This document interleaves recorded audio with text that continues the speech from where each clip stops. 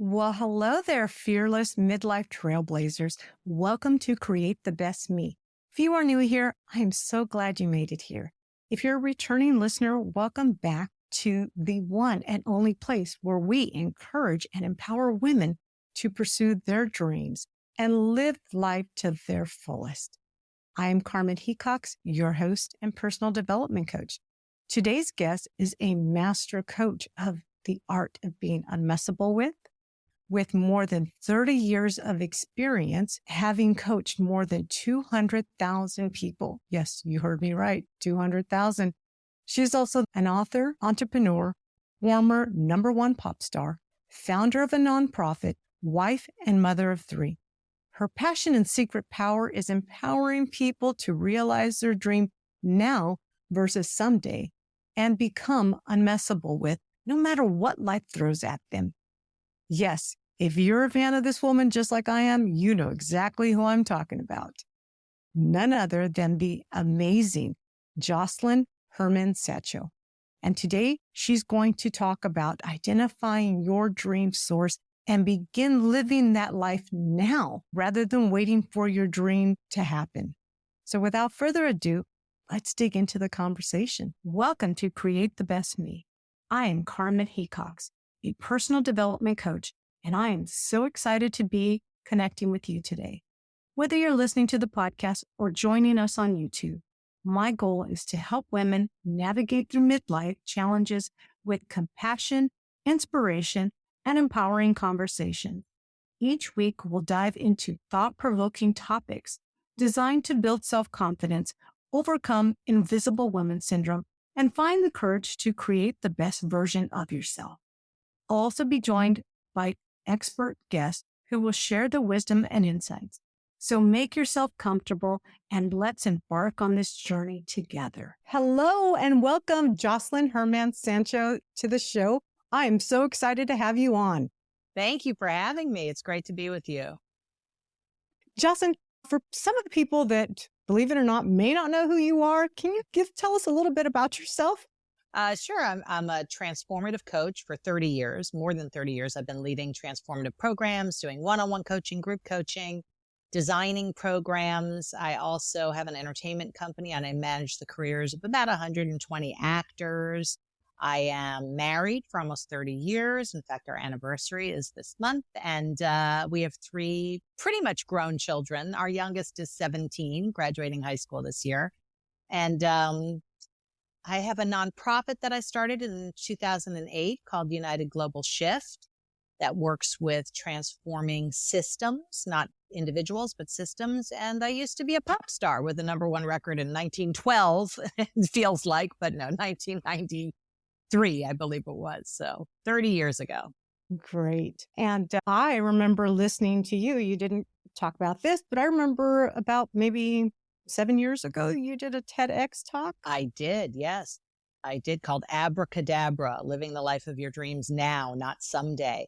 And that's all inside of my, commitment to empower people to fulfill their dreams and develop their muscle to be unmessable with, which is what I call the work that I do, the art of being unmessable with.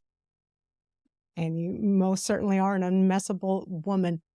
Josselyne, I know our viewers will benefit so much from having you on today's show because you are a living example of someone who is living the life of their dreams, fulfilling her passion and helping others discover their dreams and live that life as well. And I know at an early age, you stopped living the life of someday and began living your life now. Yeah. You shot down your limiting beliefs and curated a path to living the life of your dreams.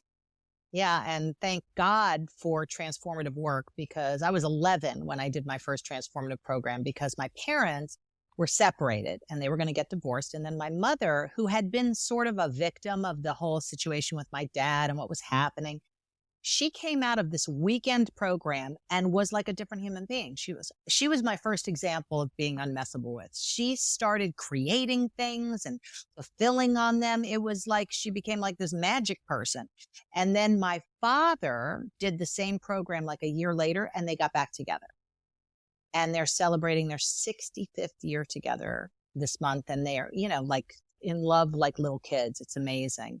And so I'm clear transformation is sort of the answer for people who want to live the life of their dreams. And at 11, I said, well, whatever you guys did, I want to do it. And they had a kid's version, so I did it. And I started to know myself as somebody who didn't have to be messable with, who didn't have to give up on my dreams and my visions. Even if I failed, I was able to stay in action and fulfill on what I really saw possible. And then at a very early age, around early 20s, I had this dream to be a singer since I was 4 years old, but I was also very clear that you can't do your art as your career because that just seemed like the truth to me, even though it wasn't necessarily the truth, because you see people making a living being an artist, but that didn't compute. For me, I only saw the evidence of the starving artists, because that reinforced this belief I had that you can't do your art as your career. So then there I was in a seminar, and all of a sudden it occurred to me, like, what if that's not true? What if that's a decision I made in the infinite wisdom of 5 that isn't the truth? And all of a sudden that lid or that limiting belief disappeared. And I was left like in action on my dreams. And I started introducing myself to people as a singer. And within 3 weeks, I got a record deal. That's amazing. It was miraculous, but it wasn't mysterious. Well, I mean, you had the talent, you had the gift to be a singer, but you blew away all the limiting beliefs that this can't happen, and this can happen. It can happen if you take actions, if you tell people you're a singer. I never told anybody I was a singer because I thought it meant I was a loser, like I'm a starving artist. I didn't want to be known as that. But once that was gone, I was free to share my dream, to take action, making a demo. I got this phone call 3 weeks after I had that breakthrough. And this woman's like, I heard you're a singer. I was like, who is this? They never would have heard I was a singer because I never told anybody. But for those 3 weeks, I was introducing myself as a singer. She said, well, we're putting together this girl group. It's like a female New Kids on the Block, and we need a 5th member. And this girl who had auditioned for it said, you'd be right for it. She wasn't right for it, but that you're a singer and you'd be right for it. I was like, that never would have happened if I hadn't taken those actions. Maybe you began to act like a singer. Yes, exactly. And do the things that a singer would do. Mm-hmm, exactly. Put yourself out there. Sing in front of actual humans. Yeah. So what strategies do you think you can suggest to women in midlife to help them uncover their dream source like you did and find clarity in their aspirations?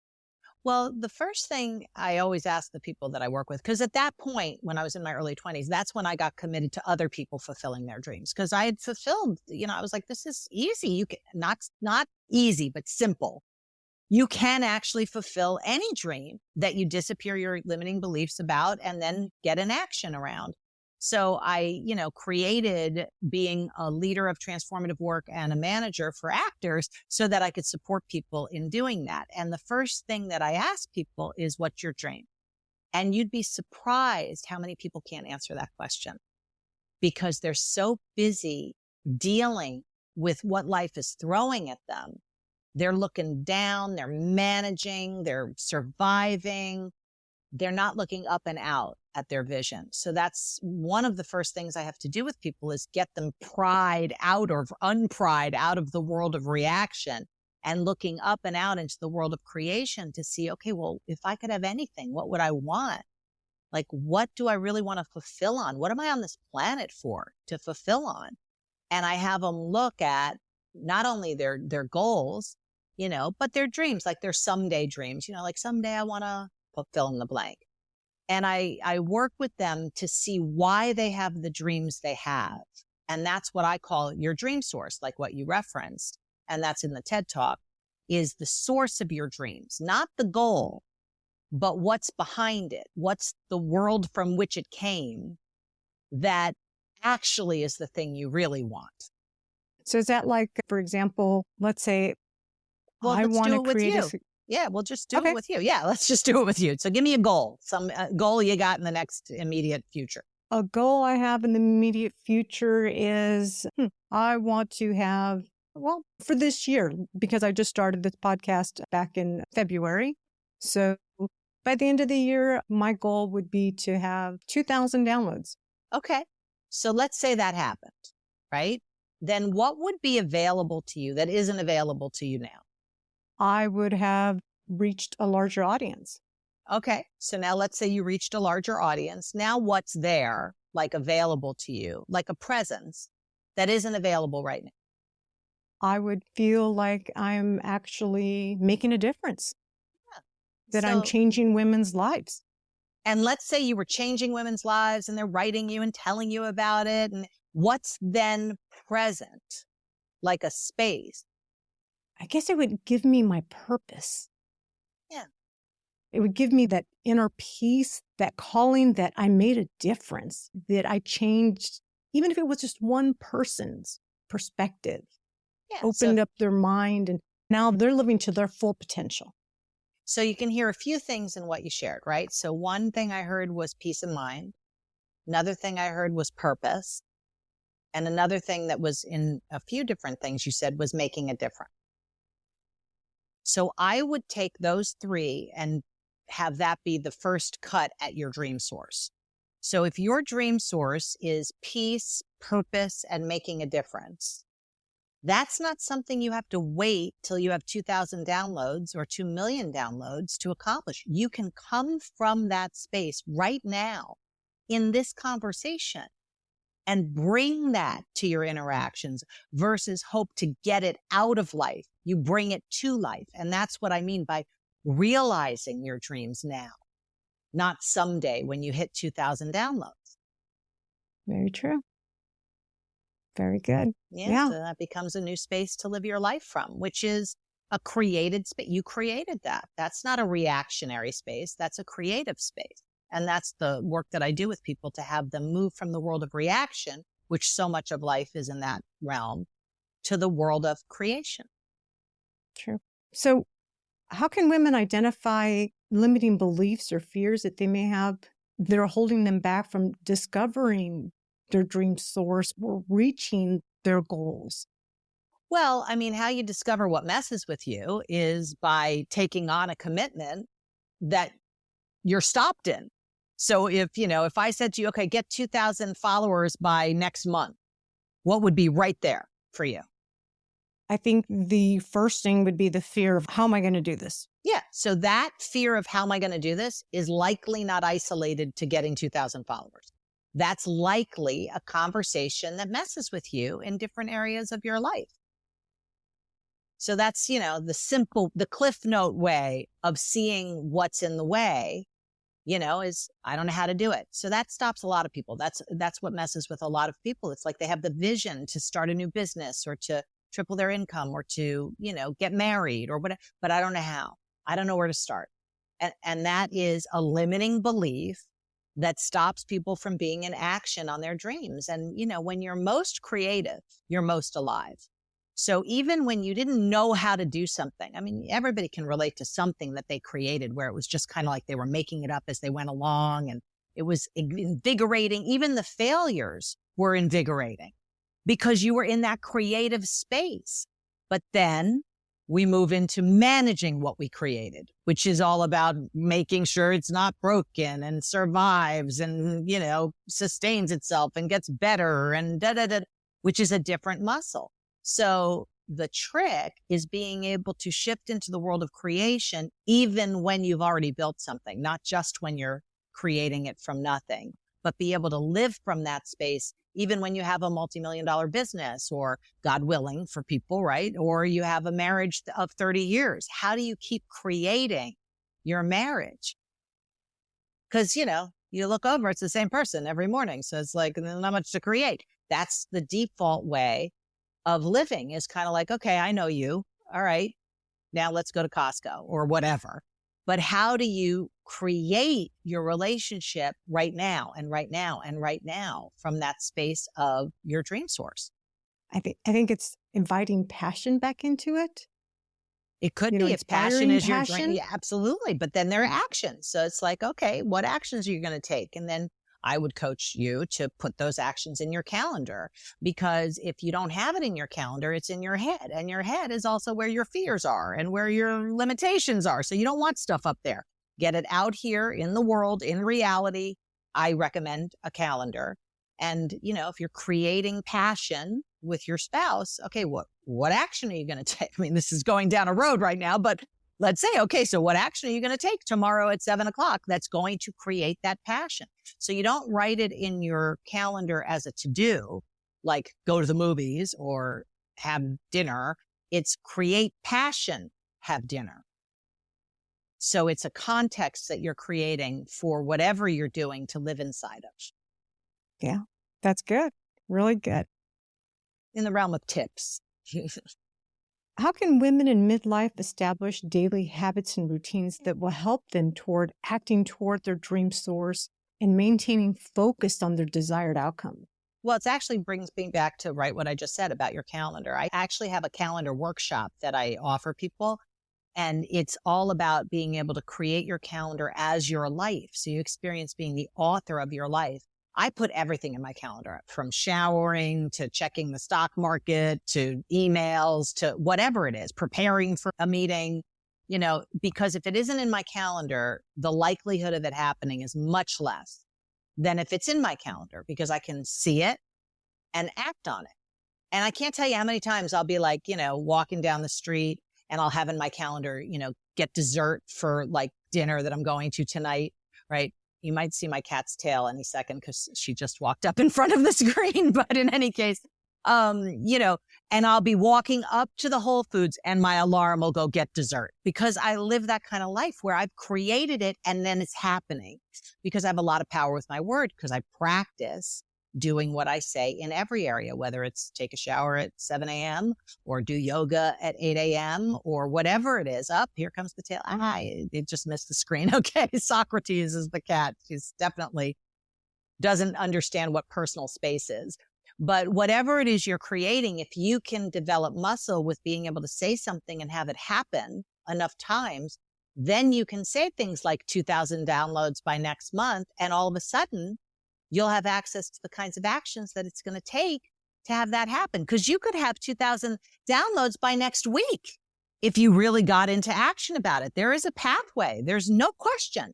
It's just your limiting beliefs about what's doable or what's probable or what's, what you have access to keep you looking like this versus then like this. Wow. So you program everything into your calendar? I do. Because I only program like just business and like personal health stuff or vacations. That's the only thing I program into my calendar. I don't program, for example, my husband and I take daily walks. We walk 3.5 miles every day. There is no set time that we do that. Well, the beautiful thing about a calendar is, at least if you're using a Google Calendar or an Apple, you can move the blocks. So if you have it in there as a recurring event, you can move the time, but it's there. It isn't real unless it's real out here. It's a real thought or a real intention, but it's not real, like in reality, unless it's out here. And out here is your calendar. So I recommend starting to put that stuff in your calendar. Otherwise, it's like, you hope you're going to do it, or you intend to do it, or, but you don't have a word in the matter of doing it. And that's something very powerful, is your word. And ultimately being unmessable with is your word is unmessable with. So a lot of the work that I do with people is strengthening the muscle of their word.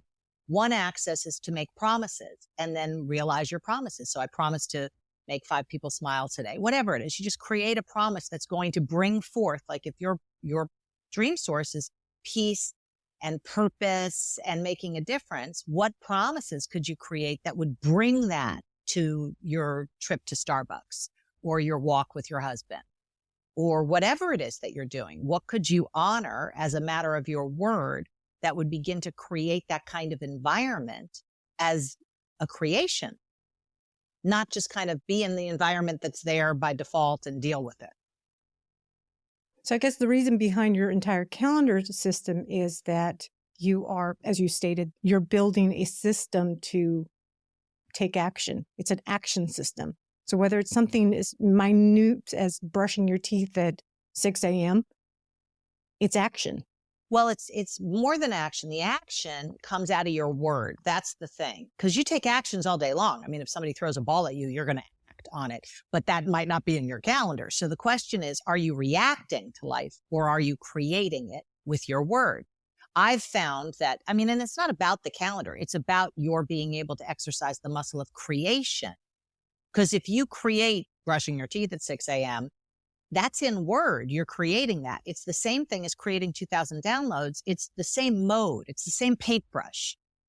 And if your paintbrush is weak, your painting's going to be weak. So I just use things like the walk or, checking email or whatever it is you put in your calendar as an access to exercising the muscle of word so that when you say, I promise to forgive my ex-husband, that has muscle behind it. It isn't just like a flippant thing. It isn't like you can't hear your own word or people can't hear your own word like it's got power because you say X and X happens. And I remember my father, ever since I was a little girl, used to always say, you're only as good as your word. Yeah, there you go. And so if you give somebody your word, everything else has to fall because you promised this person this event was going to happen or that you were going to do this thing. And a lot of people do live true to that, but their word to themselves is weak. So you might keep a promise to me, but if you just write something in your calendar and nobody else knows it, and it's not like involving another person, you'll skate out on that one. And that's the biggest thing that people get messed with about because they don't realize it isn't about who they give their word to or what they give their word to. It's that it's their word that is the point. That's what I want people to have a relationship to, not the thing they gave or the person. Because you can always justify, well, I'm annoyed with them. I'm not going to have lunch with them. You can always have a reason not to do what you said you were going to do if you're using the thing or the person as what it is. No. It's your word. It's not you're only as good as your word. You are your word. So now what? Are you going to honor you as your word, or are you going to honor your thoughts and feelings and moods, which you have nothing to say about because it's all reaction? So when you're doing this, how can you avoid being burned out? Well, there's really no burnout when you're connected to your purpose or your dream source because that becomes the context for everything. So let me demonstrate what I mean by context. In the context body part, what is this? That is a finger. Exactly. It's not a trick question. It just shows up for you as a finger. But in the context number, what is it? It's 1. Now notice, in reality, nothing's altered. But when you alter the context, everything alters. Like how you see what you're dealing with, how you interact with what you're dealing with, what you act on is all altered because the context is decisive. And the context only exists in word. In language. So if you are present to, that's why I have people create intimacy, have dinner with my husband, create vitality, walk for the 45 minutes or whatever it is, because what you're creating is a context for that task to exist inside of. So you're not burnt out because you're connected to who you really are and your purpose and your calling and your, raison d'etre and, what you're here for, the why of what you're doing things for. So that creates energy because it's in this world of creation, not reaction. You can get burnt out in the world of reaction like that, even if you've had 10 hours sleep. That's true. Very true. So it's merely just a perception of how you view the situation? Yeah, well, how you view yourself and the situation and people has total impact on how you think and how you feel. And if you view your husband as someone who adores you, you're going to be a whole different way than if you view him as somebody who criticizes you. That's true. So your view has the biggest say. And your view is colored by the context. And you have not much to say about the circumstance. Circumstances, but you have everything to say about your view of the circumstances and the context in which they occur. I like that. So tell me, what kind of practical exercises or techniques do you have that can help people? Well, one is promising. I think that's a very good tool. And to get started on the path of the art of being unmessable with, I always recommend creating a game out of it, you know? So I have this free gift that I give people called the promise game, and it's 5 days. And each day you get a different email with a promise for the day. And you kind of notice, you know, what opens up out of honoring that promise all day long, or what you bump up against, like what messes with you in keeping your promises, which is your word, right? So what messes with you in your intention, and what opens up when you do say X and do X. And that's like an easy kind of lift, not a heavy lifting way to enter into this whole game of being unmessable with. But ultimately, I mean, the calendar workshop is another great access. I mean, that's like a $19 thing on my website, which is 45 minutes of training of how to create your life through your calendar. It's like, I think, one of the biggest bangs for your buck that I have. But there's also a dream source discovery process, which I know that you saw the TED Talk and really got connected to that whole world of dream source. And that's a 5-day, although you can do it at your own pace, process by which you start to get connected to your dreams, to your dream source, to what messes with you, and a pathway out of it. So that's a thing you can, and again, it's like $47 or something, you know, really.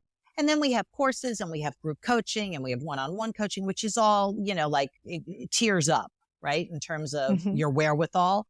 But there's a way for everybody to get started, whether it's my newsletters, which are all free, and you can just take, they all have tips in them and little strategies. I have videos on the website of press interviews and TED Talks and all of that that gives you actionable access. My mission is to have as many people as possible fulfilling their dreams and developing themselves to be unmessable with. That's what I'm here on this planet for. So I got lots of ways for people to enter that game. And you're living proof that you've lived that life, you've done it, and you've inspired many, many people because you have clients that you manage, and they're living their dreams. They are. And I've led, you know, programs for a couple 100,000 people over the years. And I hear from them about the results that they're producing. And it never ends. It's not like, well, now I'm unmessable with and nothing messes. No, stuff messes with me. I just get out of it real quick because I do what I tell people to do. I practice what I say. I don't just say, do as I say, not as I do. I am in this game with everybody. So yes, I have 45 years of muscle under my belt, but that doesn't buy me anything at the customer service desk at T-Mobile when I'm annoyed and getting reactivated. I got to practice my own methodology to be able to step over to the world of creation. Or when I see that I have a someday dream that I'm not acting on, which I recently saw back in October, November, when I was leading a course called Creating the Foundation for Being Unmessable With. I saw that I had a someday dream about moving to Paris. And I was like, well, there is no someday. So am I going to keep talking about this for the next 40 years or am I going to do it? So I am moving to Paris in 6 days. In that course said, that's it. By June, we're doing it. And we are doing it because it's a series of actions that fulfills on a dream, not thinking about it. Thinking about it produces thoughts. Talking about it produces words. Actions produce results. Nice dream.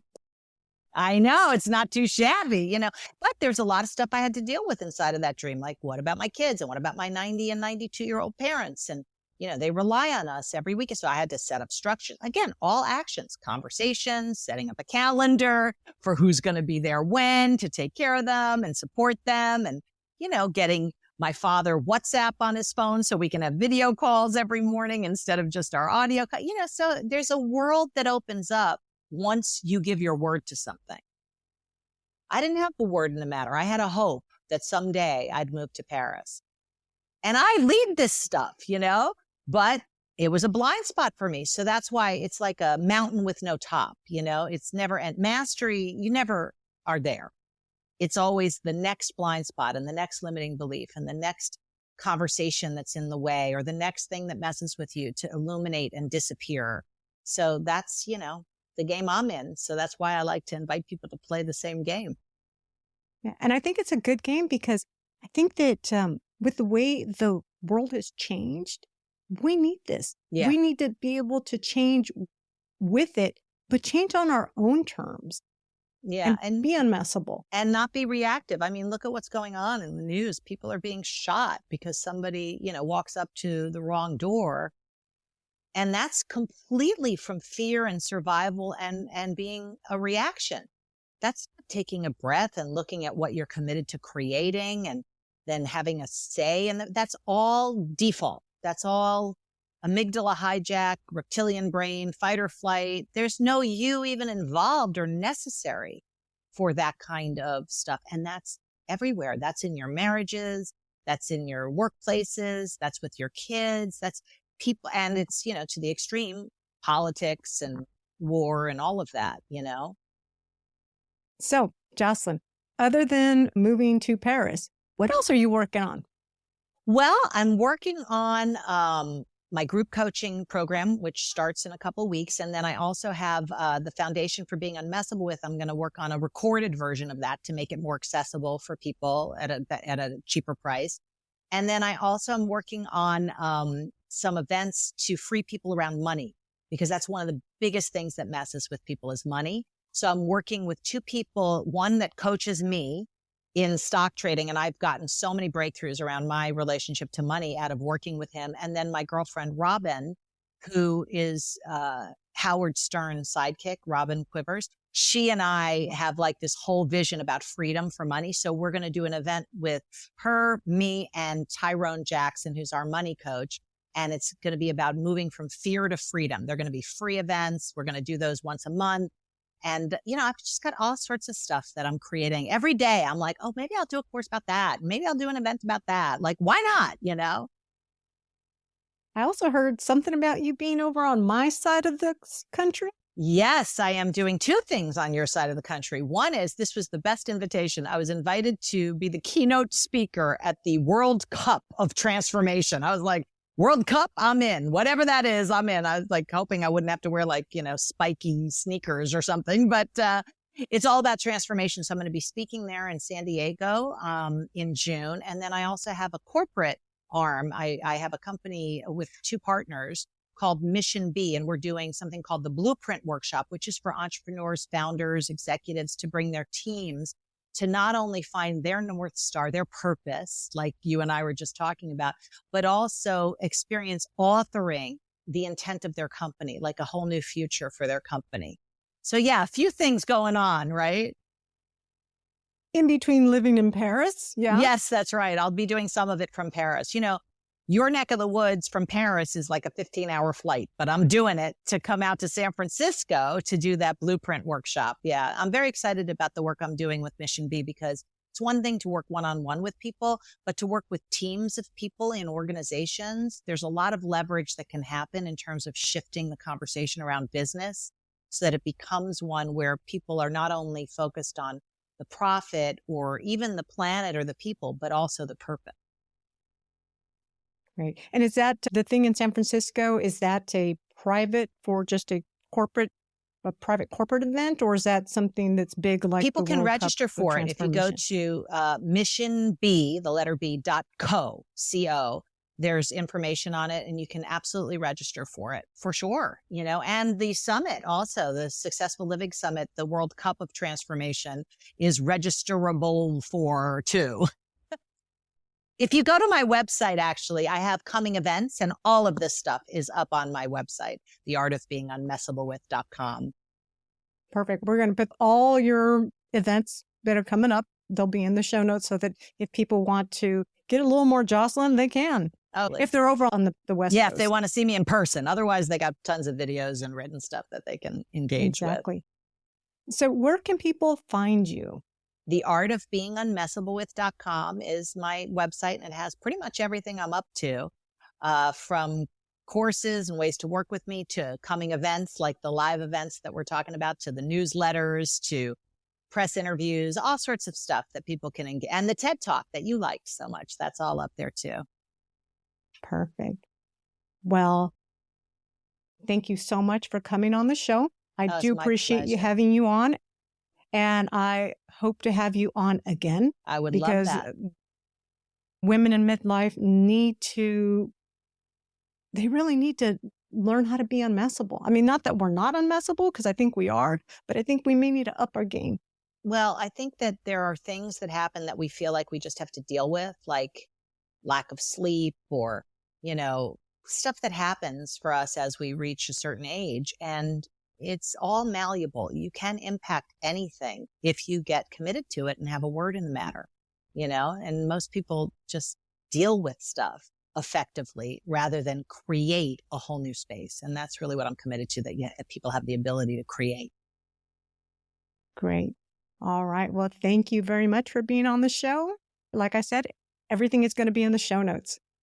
Wonderful.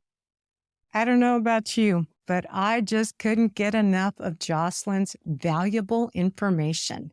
If you want more of Josselyne, she, along with two of her other partners from their company, Mission B, have an upcoming workshop on June 8th in San Francisco called Blueprint Workshop. It's designed for entrepreneurs, founders, and executives to bring their team not only to find their North Star and purpose, but take their company into the future. If you can't make that event, she will also be a keynote speaker at this year's Successful Living Summit 2023 World Cup, June 22nd through the 24th in San Diego. You can register to sign up to any of those events. There are still spots available. If you are interested in any of those events, you can find that information along with Josselyne's information at createthebestme.com/EP012. Again, I just want to express my complete gratitude to Josselyne Herman-Saccio, who at the time of the recording was just a few days away from packing and moving to Paris, France. If this episode inspired you, be sure to subscribe to stay updated on upcoming episodes. Join me next week as I will talk about your identity in midlife. You won't want to miss it. Until next time, keep dreaming big, take care of yourself, and remember, you are beautiful, strong, and capable of creating the best version of yourself. Thank you for watching. Catch you next time. Bye for now.